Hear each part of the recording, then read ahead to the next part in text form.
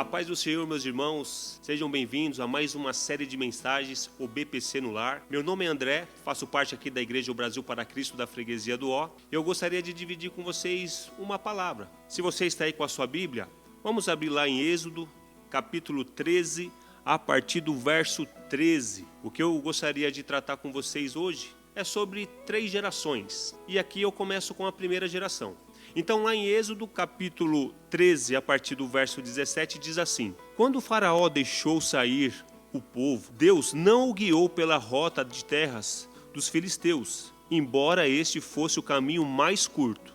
Pois disse, se eles se defrontarem com a guerra, talvez se arrependam e voltem para o Egito. Assim, Deus fez o povo dar a volta pelo deserto, seguindo o caminho que levava ao Mar Vermelho. Os israelitas saíram do Egito preparados para lutar. Moisés levou os ossos de José, porque José havia feito aos filhos de Israel que prestassem um juramento.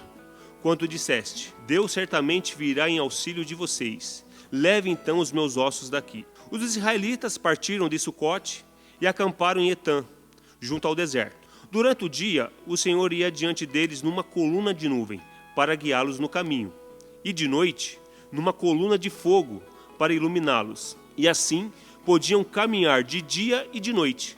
A coluna de nuvem não se afastava do povo de dia, e nem a coluna de fogo se afastava à noite. E agora nós entramos aqui no capítulo 14, verso 1, que diz: Disse o Senhor a Moisés: Diga aos israelitas que mudem o rumo e acampem perto de Piairote, entre Migdol e o mar. Acampem à beira do mar, de fronte de Baal-Zefon. O faraó pensará que os israelitas estão vagando confusos, cercados pelo deserto. Então endurecerei o coração do faraó e eles o perseguirá. Todavia eu serei glorificado por meio do faraó e de todo o seu exército. E os egípcios saberão que eu sou o Senhor. E assim fizeram os israelitas. Contaram ao rei do Egito que o povo havia fugido. Então o faraó e os seus conselheiros mudaram de ideia e disseram: O que foi que fizemos?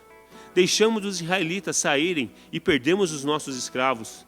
Então o faraó mandou aprontar a sua carruagem e levou consigo o seu exército. Levou todos os carros de guerra do Egito, inclusive 600 dos melhores desses carros, cada um com um oficial no comando. O Senhor endureceu o coração do faraó, rei do Egito, e esse perseguiu os israelitas que marchavam triunfalmente. Os egípcios, com todos os cavalos e carros de guerra do faraó, os cavaleiros, a infantaria, saíram em perseguição aos israelitas e o alcançaram quando estavam acampados à beira-mar, perto de Pi-Airote, de frente para Baal-Zefon. Ao aproximar-se o faraó, os israelitas olharam e avistaram os egípcios que marchavam na direção deles. E, aterrorizados, clamaram ao Senhor. Disseram a Moisés: Foi por falta de túmulos no Egito que nos trouxe para morrermos aqui no deserto? O que você fez conosco, tirando-nos de lá? Já lhe tinha dito no Egito: Deixe-nos em paz. Seremos escravos dos egípcios, antes escravos dos egípcios do que morrer no deserto. Moisés então respondeu ao povo: Não tenham medo, fiquem firmes e vejam o livramento que o Senhor lhes trará hoje, porque vocês nunca mais verão os egípcios que hoje vêm. Bom, meus irmãos, se nós pegarmos o povo de Israel, nós vamos ver que eles viviam bem na terra do Egito, desde a época de Abraão, desde a época de Isaac, desde a época de Jacó. Só que depois que passou essa parte, passou esse tempo, José governou a terra do Egito, depois que passou essa geração, foi levantado um outro faraó na terra do Egito. E esse que não conhecia nada dos antepassados, não conhecia nada de José, ele começou a ser um opressor no povo. Ele fez com que aquele povo de Israel que habitava no Egito fosse feito de escravo. E o Senhor viu a luta que aquele povo de Israel estava passando. Então o Senhor ele decidiu livrar o seu povo. Foi então que ele levantou Moisés para que Moisés fosse o libertador do povo do Egito. E nós vamos ver que Faraó ele vendeu muito caro essa liberdade. Depois que o povo, quando ele chegou ali, bem no mar, pronto para ser derrotado, o Senhor deu escape, onde eles passaram com seus pés enxutos. E todos aqueles egípcios que estavam perseguindo, a palavra de Deus diz que o mar fechou e não ficou um para contar a história. Mas antes disso, eu disse que Faraó ele vendeu caro essa liberdade. Nós vamos ver nas Escrituras que o Senhor precisou mandar 10 pragas na terra do Egito. E o que me chama a atenção é que quando cada praga ia acontecendo, as pessoas iam vendo com os teus olhos. Por exemplo, a primeira praga, o Senhor transformou o mar em sangue. Depois o Senhor mandou lá a praga das rãs, dos piolhos, dos gafanhotos, enfim, até chegar na última praga, que foi a morte de todos os primogênitos. Então veja, o povo de Israel passou por tudo isso sem ser assolado. Eles viram o que o Senhor fez por eles. E aí, quando eles chegam aqui, bem pertinho aqui, do mar, estavam encurralados, eles começaram a murmurar. Poxa, Moisés, foi por falta de túmulos lá no Egito que você vai fazer com que a gente venha morrer aqui no deserto? Era melhor nós sermos escravos lá no Egito do que nós viemos a morrer aqui no deserto. E Moisés disse para eles, olha, não tenham medo, fiquem firmes e vejam o livramento que o Senhor lhes trará hoje, porque vocês nunca mais verão os egípcios que hoje vêm. E isso acontece. Eles passam pelo mar enxuto. E aí eles adentram ao deserto, e depois de ter tido todo esse cuidado de Deus por eles, eles começam a murmurar mais uma vez quando vem a primeira dor de barriga. Então na primeira fome, Moisés, puxa, lá no Egito nós tínhamos o que comer.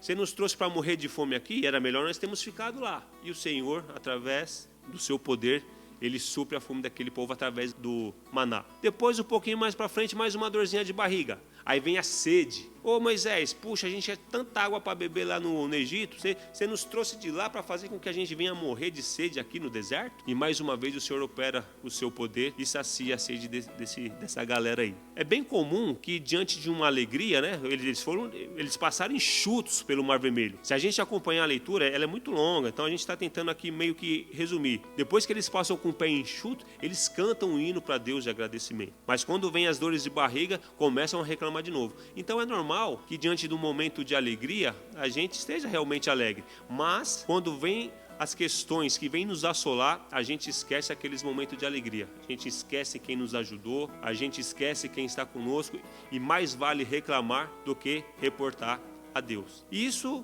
eu vejo como talvez uma falta de confiança em Deus, talvez até mesmo uma falta de fé. Mas isso não é só uma particularidade do povo da época aqui de Moisés. Se nós irmos lá para a época de Jesus, nós vamos ver que não foi um pouco diferente não. Jesus, lá em Lucas capítulo 8, verso 22, ele chama os seus discípulos para o barco para fazer uma travessia. E durante aquela travessia, Jesus ele dorme, vai tirar o seu cochilo, e em determinado momento ali, as ondas começam a se balançar, vem uma tempestade, o barco começa a se encher de água, os discípulos vão até Jesus e dizem, Senhor, Senhor, acorde, nós vamos morrer. Eles estavam com Jesus, não naquele momento, eles já estavam caminhando com Jesus há bastante tempo. Eles já tinham visto alguns milagres que Jesus já tinha realizado. Eles já tinham visto grandes feitos que o Senhor Jesus já tinha realizado. E quando teve um momento ali de dificuldade, eles disseram, poxa Senhor, você está dormindo aí e nós vamos morrer? E Jesus ele acorda, ele acalma aquela tempestade e diz, cadê a fé de vocês? Aí, se você ir um pouquinho mais para frente, nós vamos estar lá depois da ressurreição de Jesus. E para esse texto eu gostaria de fazer a leitura, se você quiser acompanhar também da sua casa.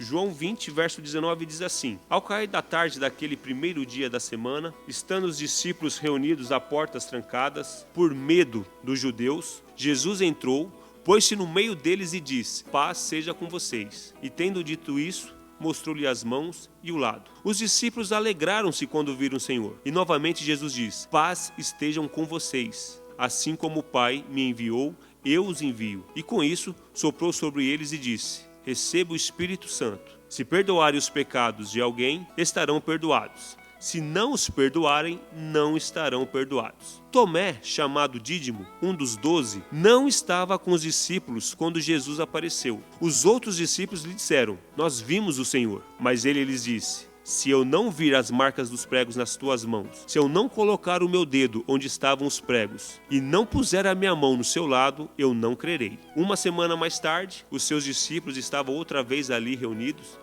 e Tomé estava com eles. Apesar de estarem trancadas as portas, Jesus entrou e pôs-se no meio deles e disse, Pai seja com vocês. E Jesus disse a Tomé, coloque o seu dedo aqui, veja as minhas mãos, estenda a mão e coloque-a no meu lado. Pare de duvidar e creia. Disse-lhe Tomé, Senhor meu e Deus meu. Agora é fácil. Então Jesus lhe disse: porque me viu, você creu? Felizes são os que não viram, mas creram. Então veja, eu falei de duas gerações. A geração da época de Moisés, que mesmo tendo visto os livramentos, as maravilhas que o Senhor realizou por eles, eles ainda tinham dificuldades de confiar. Aqui nós vemos os discípulos que caminhavam com Jesus, também viu grandes milagres realizados por Jesus, mas ainda estavam meio que titubeando na fé. E a terceira geração, que somos nós nos dias de hoje? Nós não vimos nenhum mar se abrir, nós não vimos nenhum maná, nenhuma comida cair do céu. Nós, se por acaso estivermos com sede, nós não conseguimos bater numa pedra para que saia água. Nós não vimos essas coisas. Mas nós somos uma geração que se encaixa bem nesse versículo aqui, ó. Felizes os que não viram, mas creram. Então nós somos uma geração privilegiada, meus irmãos. Nós temos os testemunhos dos irmãos, que nos alimenta a nossa fé. Nós temos a própria palavra de Deus que nos nutre também de fé. Nós temos o Espírito Santo que foi deixado por Deus para nos acompanhar, para fazer com que nós venhamos a nos arrepender dos nossos pecados e estarmos perto de Jesus. Nós temos também a comunhão da igreja. É a comunhão da igreja também que nos fortalece na fé. Mas também se nós não estivermos nessa comunhão, nós também podemos diminuir, talvez se esvaecer na nossa fé. O que eu queria trazer para vocês nessa noite, meus irmãos: continue crendo em Jesus. Mesmo que você está diante de algumas dificuldades, como essa que nós estamos passando nos dias de hoje, mas creia que você tem um Deus, você tem o Filho de Deus que habita no seu coração. Se você continuar crendo que Ele é capaz de superar todos os obstáculos por você, então tenho certeza que você vai continuar sendo feliz, porque feliz são aqueles que não viram, mas creram. Em algumas versões, não está feliz, está bem-aventurado, que na verdade significa feliz, mas é uma felicidade diferente. Se você tem Jesus no seu coração, você é feliz e pode ter certeza que o Senhor vai te livrar de todos os males. Se você quiser compartilhar esse vídeo com alguém, você pode fazer isso. Se você quiser acompanhar mais, todas as quartas-feiras, a nossa série O BPC no Lar, nós vamos estar divulgando os mais vídeos para que possa nutrir você, sua família, convide pessoas e que juntos, nesse momento em que a gente não pode estar congregados, nós possamos continuar sendo nutridos pela palavra de Deus. Obrigado. Deus abençoe.